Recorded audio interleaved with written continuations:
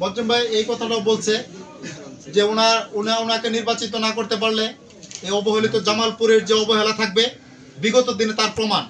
বিগত দিনে জামালপুরে সদর আসনে এমপি ছিল না, বাংলাদেশের জাতীয়তাবাদী দলের সরকার ছিল। সদর আসনের ভাগ্যের পরিবর্তন হয়েছিল? ইরামিয়া বারবার এমপি ছিল না? আজকে আমরা যার বিরুদ্ধে আমরা কথা বলি, যে যার শত্রুতাই করি, আসলে ভাই এটা না করি। আমি বারবারই বলি, আজকেও বলি, আমরা উদারপন্থী। আমরা কথা শুনবো, কথা বলবো, সমাধানের পথ খুঁজবো। সেটা যেটাই হোক, যে বিষয়ই হোক, ভুল হতেই পারে কাজ করলে, সেটা আমরা সংশোধনে যাব। আমরা বারবার বসবো, সমস্যা কি? আমরা দুর্দিনে বসতে পারছি, এখন পারবো না? এখনো পারবো। আজকে আর বক্তব্য বাড়াবো না। ওয়ারেস আলী মামুনের জন্য আমরা কাজ করব। আগামী দিনের যে প্রোগ্রামটা সকালবেলা আমরা দেখাই দিব, যেটা কি আমরা আপনাদের সৈনিক, আপনার সৈনিক, আমরা জাগ্রত আছি। এখানে আওয়ামী লীগ অধ্যুষিত এলাকা, এটা আমরা আর বলবো না, কারণ আওয়ামী লীগকে এই জায়গায় আমরা প্রশ্রয় দিব না। আগামী দিনে যে কোনো ইস্যুতে আওয়ামী লীগ যাতে এখানে দাঁড়াইতে না পারে। আওয়ামী লীগ এই জায়গায় আমাদেরকে প্রতিহত করছে, আমরা তাদেরকে প্রতিহত করবো। 17টি বছর মামলা হামলার ভয় দেখিয়ে, চাকরি হবে না ভয় দেখিয়ে যাদেরকে নিপীড়ন করছে, আজকে আমাদের সাথে আসতে পারে নাই।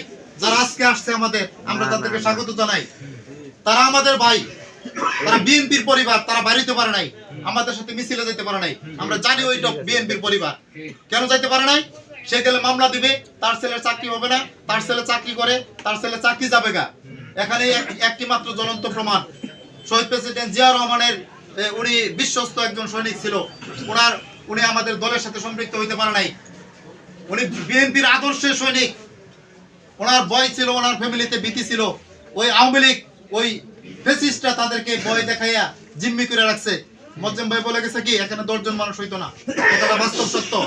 আমরা 5 জন মানুষে মিছিলে যাইতাম, 9টা ওয়ার্ডে 9 জন মানুষ পাইতাম না, পাইছি না। কেন? ওই ফ্যাসিস্টদের কারণে। তারা গণতন্ত্র হরণ করেছিল কারণেই তারা আমাদের কথা বলতে দেয় নাই। আজকে দেশ স্বাধীন, উন্মুক্ত আকাশের নিচে আমরা কথা বলতে পারি। বাতাসের মুক্ত বাতাস। এখানে আওয়ামী লীগ প্রতিদ্বন্দ্বিতা করবে, আমি মনে করি সেটা আমরা করতে দিব না, সেটা যে কোনো বিষয় হোক। আর ওয়ারেস আলী মামুনের বাইরে কোথাও কেউ অতিথি হবে না, আসুক আর না আসুক। আপনারা যারা যেই পায় তারাই করেন। আজকে আমি আবার বলবো কঠোর ভাবে, আমি 2টা প্রোগ্রামে ওনাকে অতিথি করছি, সেটা আমার কষ্টের ব্যাপার না। আমার কথা হলো, আগামীতে মামুন এমপি হবে, আমরা তার সৈনিক। ঠিক, এখানে অতিথি মামুন হবে, আমরা তার সাথে থাকবো। জামালপুর সদরের এবং কি জেলার, তার নামের পিছনে আর কোনো নাম নাই, মামুন ঠিক প্রধান অতিথি। আর তার সাথে যাদেরকে দেখেন কোনো বিশেষ অতিথি নাই না।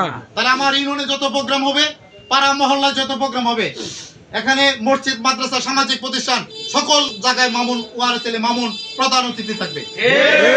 আমরা তাকে যাবো, সে তার ব্যস্ততা যদি না আসতে পারে, আমরা সেখানে প্রতিনিধিত্ব করব।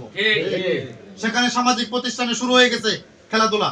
আমি প্রথমটাতে আমি বলছি ভাই আপনি প্রধান অতিথি। উনি সম্মতি জ্ঞাপন করছে, আমরা ওনাকে সাদরে গ্রহণ করব, ওনাকে ফুলের শুভেচ্ছা দিব, রিসেপশন করবো। একটু আগে বলছি, আমরা জানাই দিব যে ইটালিয়ান আর আওয়ামী লীগের ঘাঁটি না। আগামী দিনের জন্য ইটালিয়ান আওয়ামী লীগের ঘাঁটি হবে না। সেই আওয়ামী লীগের ঘাঁটি যারা মনে করে এখনো, আমরা তাদের প্রতিপক্ষ, আমরা তাদেরকে মোকাবেলা করব। আসুন আমরা ঐক্যবদ্ধ ভাবে একসাথে এক কাতারে 5 তারিখের আগে যেমন ছিলাম তেমনি চলবো। ত্রুটি সংশোধনের সুযোগ আছে, এখানে অভিযোগ করারও সুযোগ আছে, এখানে শোনার জন্য আমি আগ্রহ, সমাধান দিতে আমি প্রস্তুত। সকলকে ধন্যবাদ জানাই আজকের অল্প সময়ে এই মিটিং এ উপস্থিত হওয়ার জন্য। আগামী কালকের প্রোগ্রাম সফল হোক, আগামী 30 তারিখের প্রোগ্রাম সফল হোক, এই উদারত আহ্বান রেখে আমি আজকে এই যে তালিকা করছি, আমাকে এখানে এই একটু যদি বলতে হয়, আমরা যে কম্বলের বিতরণের কথাগুলো এতক্ষণ বক্তব্য শুনলাম বা বললাম, সেই তালিকাটাই তুলে দিচ্ছি। ওয়ার্ড বিএনপি দিয়ে শুরু করবো নাকি বিএনপি দিয়ে শুরু করি? আমার বিএনপির সভাপতি দিয়ে শুরু করি। বিএনপির সভাপতি জনাব মোহাম্মদ আতিকুল হোসেন, এখানে সংখ্যাও লেখা আছে, এখানে টেবল করা আছে। আমার সিনিয়র বিএনপি সিনিয়র সহসভাপতি জনাব মোহাম্মদ মজ্জাম হোসেন, মজ্জাম হোসেন ভাই। এ পর্যায়ে জনাব আব্দুল জলিল মাস্টার সাহেব, সাংগঠনিক সম্পাদক জনাব মোহাম্মদ আনোয়ার হোসেন। লেডিস ফার্স্ট, আমেরিকার প্রেসিডেন্ট হলেই তার ওয়াইফ কি হয়ে যায়, ফার্স্ট লেডি হয়ে যায়। আজকে আমাদের এই সবার আগে এখানে যে মানুষটি আসছে আমাদের মহিলা দলের সভানেত্রী, মানে উনি 4টায় মিটিং, উনি ফার্স্ট টাইমে এসে বসে রয়েছে, এখন পর্যন্ত বসে আছে। তা আমরা এই বিএনপিরে দিয়ে দিছে। এখন মহিলা দলের নাসিমা খানমকে একটু সেকেন্ডে দিলাম আর কি। হ্যাঁ, একটু তালি দেন আপনারা। আপনারা সহযোগিতা চান।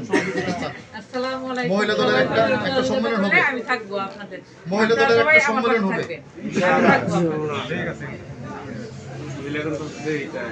আপনার ধন্যবাদ। এ পর্যায়ে সম্মানিত সভাপতি 1 নং ওয়ার্ড একটু হেল্প করবেন, যে যেভাবে আছেন এইভাবে থাকুন, পৌঁছাই দিবেন।